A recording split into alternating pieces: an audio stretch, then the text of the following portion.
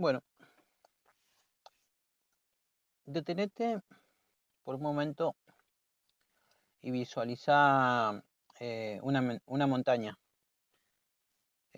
No una colina, sino una cumbre.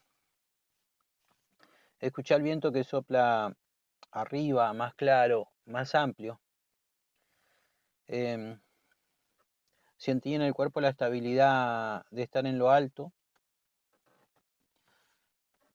eh, Todo lo que está por debajo se ordena.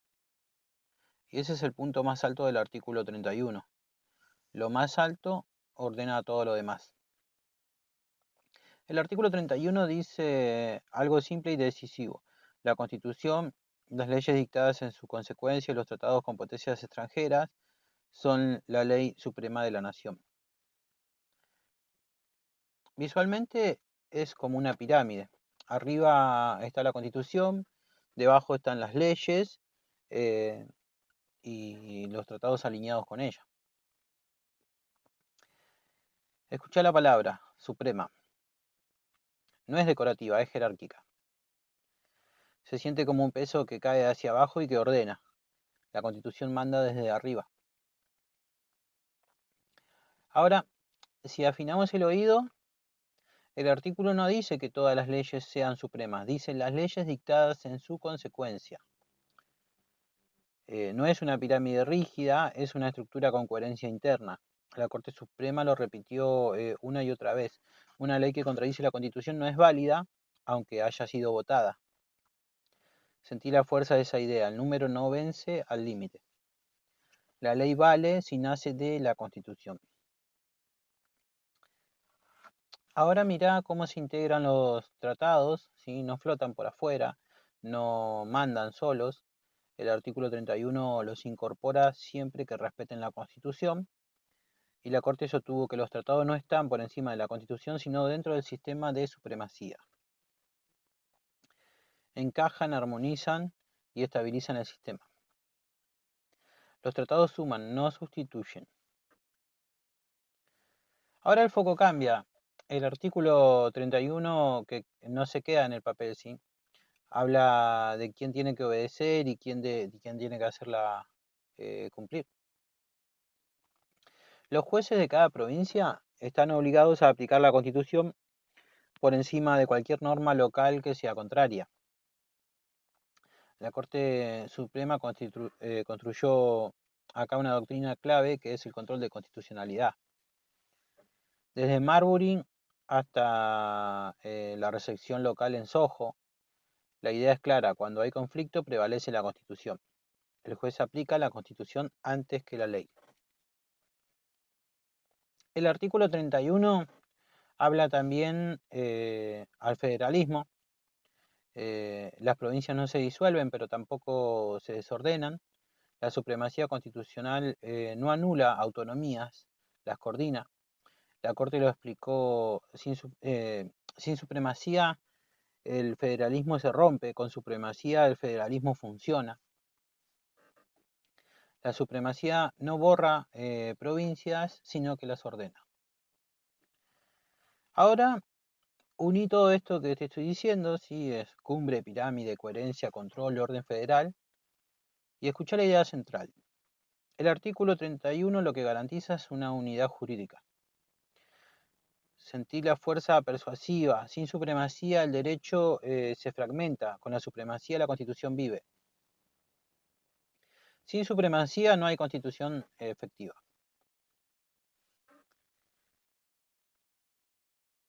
Eh, Visualizar una estructura firme,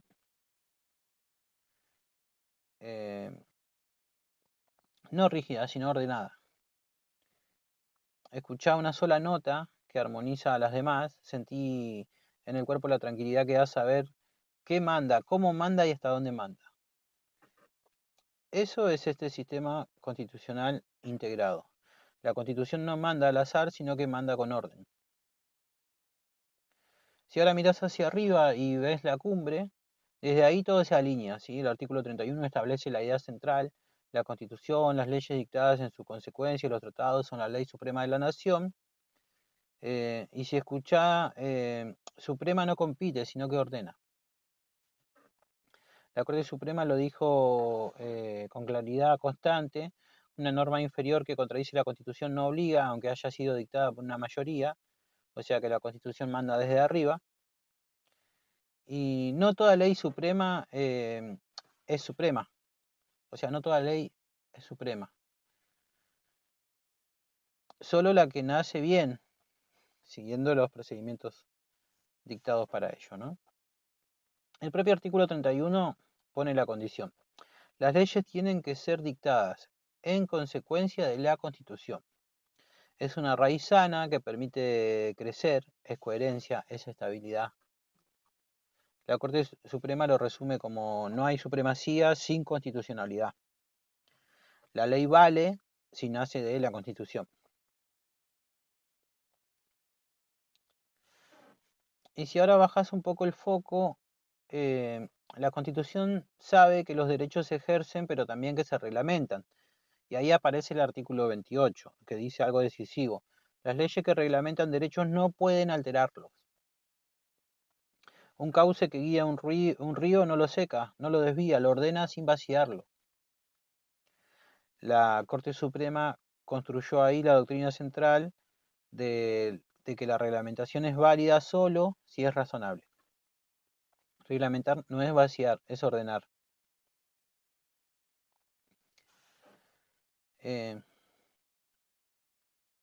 Bueno, la estructura ahora se expande, ¿sí? Visualiza un puente firme, bien apoyado en la Constitución. El artículo 75, inciso 22, permite incorporar tratados internacionales de derechos humanos con jerarquía constitucional. Escucha bien, no están por encima, no están al margen, están adentro del sistema. La Corte Suprema fue clara: los tratados complementan la Constitución, no la reemplazan. Los tratados suman derechos, no quitan Constitución.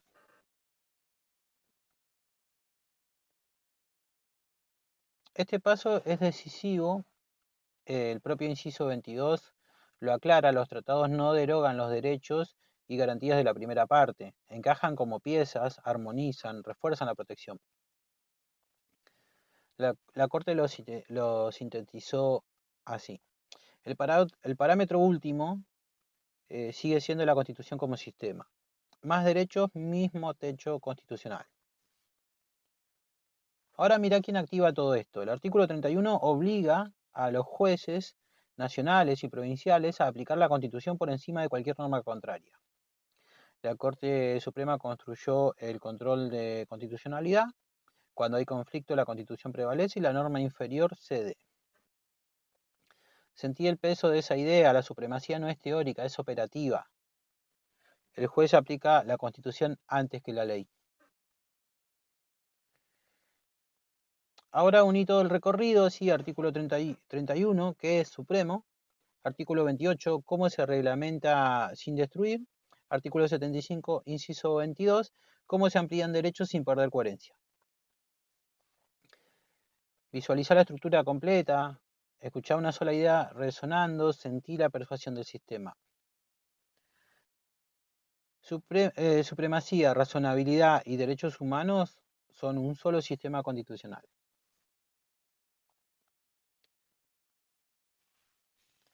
Bueno, pero nos tocaría hablar ahora de cuál es el proceso para incorporar estos tratados, ¿no? Bueno, pará, como dice Fantino, ¿no?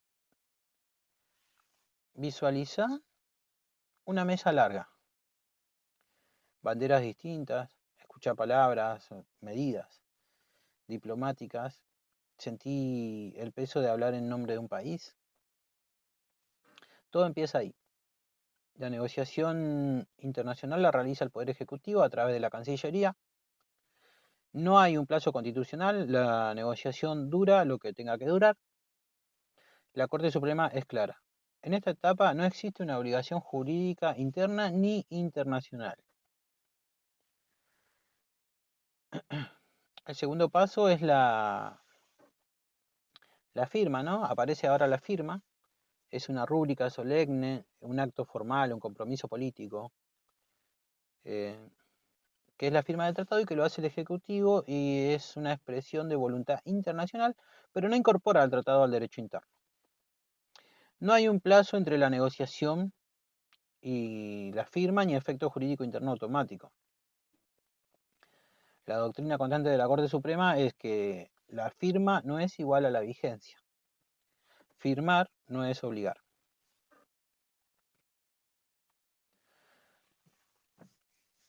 Bueno, luego de la firma, el tratado tiene que ingresar al Congreso, ¿no? Entonces ahora el tratado cruza una frontera distinta. Visualizate una puerta institucional, escuchar el murmullo parlamentario, sentir el filtro democrático activarse. El Poder Ejecutivo remite el tratado al Congreso. El tratado ingresa de diputados, ¿sí? Por la Cámara de Diputados, que actúa como Cámara de origen, porque el tratado no se aprueba, el tratado sí se aprueba por ley y no existe excepción constitucional que desplace esa regla. No hay un plazo constitucional para que el Congreso lo trate tampoco. Sin Congreso no hay tratado vigente. Y ahora el recorrido se ordena, ¿sí? Visualizar las dos cámaras, escuchar el debate avanzar, sentir el peso de la deliberación. Dijimos que entraba por la Cámara de Origen, ¿sí? Que donde hay un debate, un dictamen, una votación. Y después la Cámara Revisora, que es la del Senado, revisa, aprueba o rechaza. En cuanto a las mayorías, los tratados comunes necesitan una mayoría simple de los presentes. Y los tratados de derechos humanos con jerarquía constitucional necesitan 2/3 de la totalidad de los miembros de cada Cámara. Así lo dicta el artículo 75, inciso 22 de nuestra Constitución. El tratado entra por diputados y se revisa en el Senado. Más jerarquía, más acuerdo. El Congreso aprueba, ¿sí? Manos levantadas, resultado afirmativo, decisión institucional. Pero atención, la aprobación legislativa no obliga internacionalmente al Estado. La Corte Suprema lo explicó con claridad. La aprobación habilita al Ejecutivo a ratificar, pero no perfecciona el consentimiento estatal. Aprobar autoriza, pero no obliga. Bueno, ahora sí, visualiza un acto final, escucha el silencio solemne, sentí el punto de no retorno, que es la ratificación del Poder Ejecutivo. Es el acto formal por el cual la Argentina queda jurídicamente obligada en el plano internacional. No hay un plazo constitucional para ratificar después de la aprobación. El Ejecutivo puede demorar o incluso puede no ratificar. Sin ratificación no hay obligación internacional.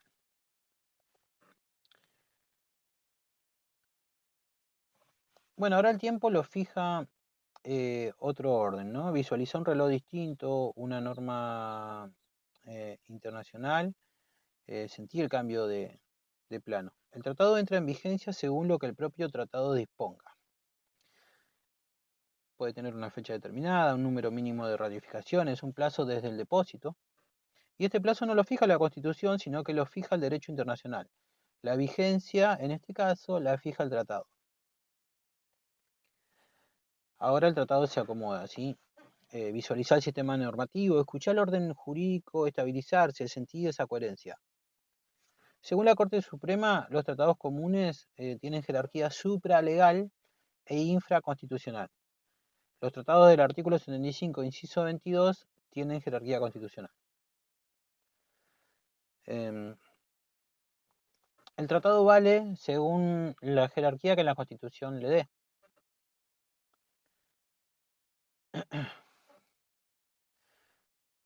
Ahora hablemos del último guardián, ¿sí?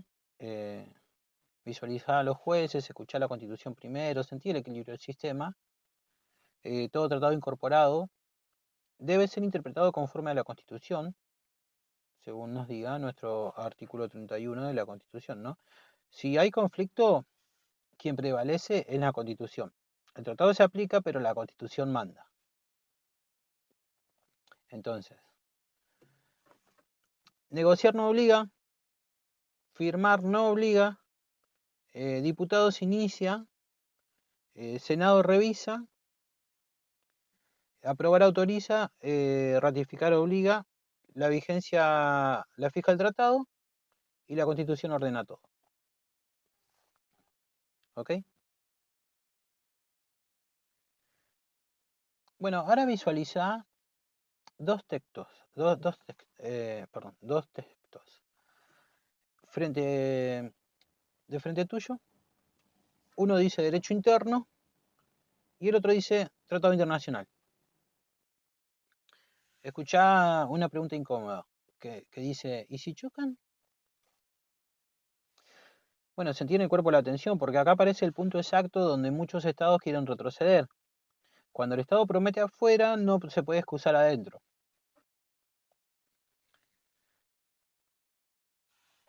Ahora escuchá la norma. El artículo 27 de la Convención de Viena dice, en esencia, un estado no puede invocar su derecho interno como justificación para incumplir un tratado. La regla es recta, el mensaje es firme y se siente como un límite.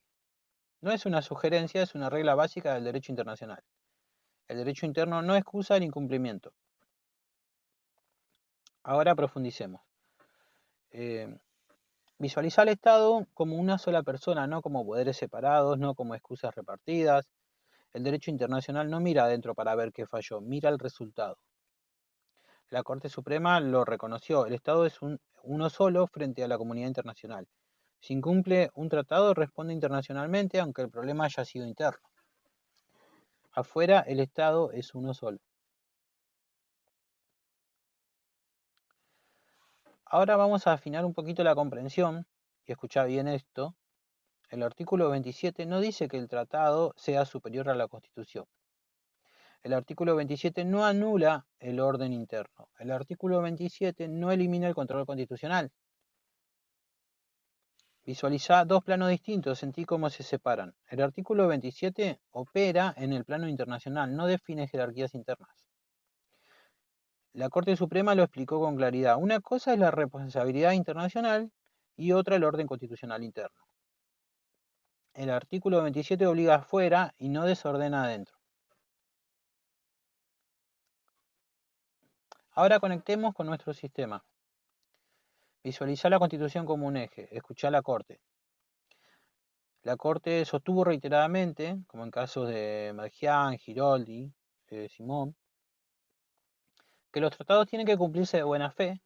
El Estado no puede excusarse en normas internas para incumplir, pero la Constitución sigue siendo la norma suprema, tal lo dicta el artículo 31 de la Constitución.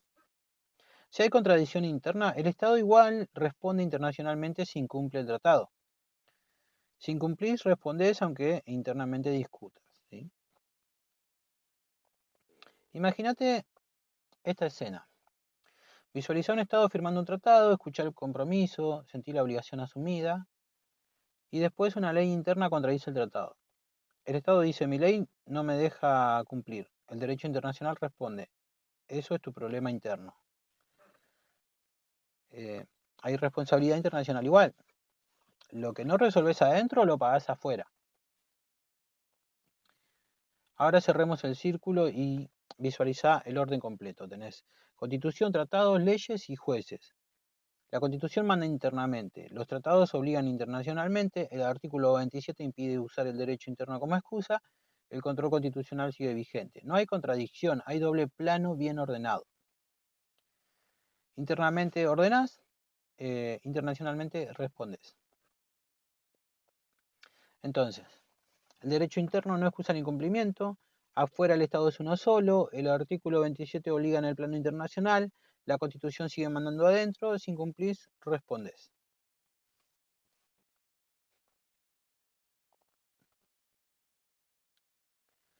Bueno, ahora visualiza a una persona trabajando, escuchá el ritmo del esfuerzo cotidiano, sentí en el cuerpo que trabajar no es solo producir, es vivir con dignidad. Y así empieza el artículo 14 bis. No nace en el silencio del texto, nace en la experiencia real del trabajo humano. El trabajo no es mercancía, es dignidad en acción. Si ahora retrocedes un poco, y visualizás la Constitución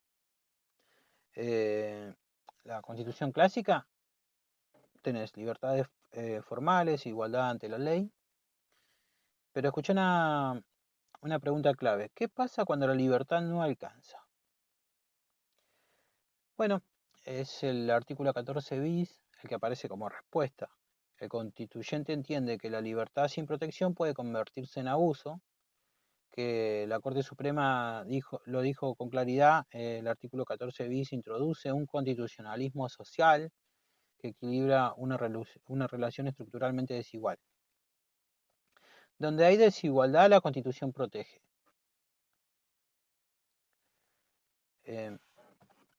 Visualizar un escudo, ¿sí? Escuchar las palabras claves: condiciones dignas, jornada limitada, descanso, salario justo. El artículo 14 bis ordena proteger el trabajo en todas sus formas, al trabajador como sujeto vulnerable, la dignidad en la relación laboral. La Corte Suprema ya sostuvo en casos como Aquino, Bisotti, que el trabajador no es un contratante libre en sentido pleno, por eso la Constitución interviene. La Constitución entra donde el mercado no equilibra. Ahora sentilo, visualiza un piso firme, escuchá la palabra estabilidad, sentí la seguridad. El artículo 14 bis garantiza protección contra el despido arbitrario, salario mínimo vital y móvil, igual remuneración por igual tarea. La Corte Suprema fue contundente. En Bisotti dijo que ninguna norma puede vaciar el contenido esencial de la protección constitucional del salario. El salario no se licúa, se protege. Ahora cambia la escena. Visualiza trabajadores reunidos, escuchá una sola voz colectiva, sentí la fuerza de no estar solo. El artículo 14 bis garantiza organización sindical libre, negociación colectiva, derecho de huelga. La Corte Suprema afirmó que estos derechos no son concesiones, son herramientas constitucionales de equilibrio. Lo colectivo equilibra lo individual. Ahora mira el tiempo, visualiza una línea de vida, escuchá la palabra jubilación, sentí la continuidad. El artículo 14 bis consagra la seguridad social integral, especialmente jubilaciones y pensiones móviles, protección frente a contingencias. La Corte Suprema sostuvo que la movilidad jubilatoria es una garantía constitucional operativa, no una promesa vacía. La dignidad no se jubila. Ahora unifica todo. Visualiza el artículo completo, escuchá a la Corte, que estableció un principio rector. El artículo 14 bis debe interpretarse de manera amplia y protectoria. Ante la duda, la interpretación debe favorecer al trabajador y preservar el contenido esencial del derecho. Cuando hay duda, la Constitución protege. Entonces, el trabajo es dignidad, donde hay desigualdad hay protección, el salario se cuida, la estabilidad se garantiza, lo colectivo equilibra y la dignidad no se jubila. ¿Okay? Bueno, hasta acá y nos vemos en la próxima.